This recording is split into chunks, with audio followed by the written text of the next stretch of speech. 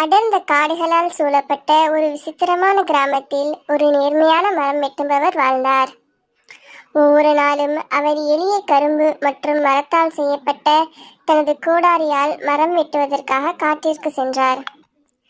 ஒரு நாள் அவர் ஒரு கிணற்றின் அருகே மரம் வெட்டும்போது அவரது கோடாரி அவரது பிடியிலிருந்து நழுவி ஆழமான நீரில் மூழ்கியது.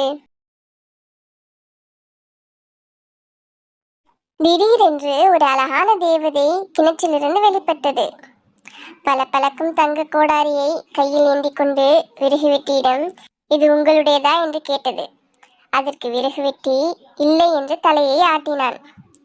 அவன் கூறினான், என்னுடைய கோடாரி வெறும் இரும்பு மற்றும் மரத்தால் ஆனது என்று. தேவதை சிரித்துக்கொண்டே மீண்டும் கிணற்றுக்குள் மறைந்தது. வெள்ளி கோடாரியுடன் மீண்டும் மீண்டு வந்தது. விறகுவெட்டியிடம், ஒருவேளை இது உங்கள் கோடாரியா என்று கேட்டது. மீண்டும் ஒருமுறை விறகுவெட்டி இல்லை என்று தலையை ஆட்டினான்.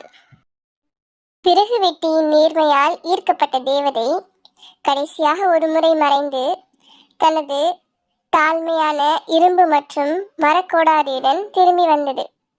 விறகுவெட்டியிடம், இது உங்களுடையதா என்று கேட்டது.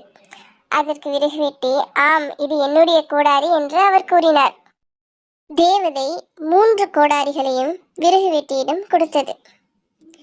இது விறகுவெட்டியின் உண்மைத்தனத்திற்கு கிடைத்த பரிசாகும். இந்த கதையின் மூலம் நமக்கு சொந்தமில்லாத விஷயங்களுக்கு ஆசைப்படக்கூடாது என்று புரிகிறது.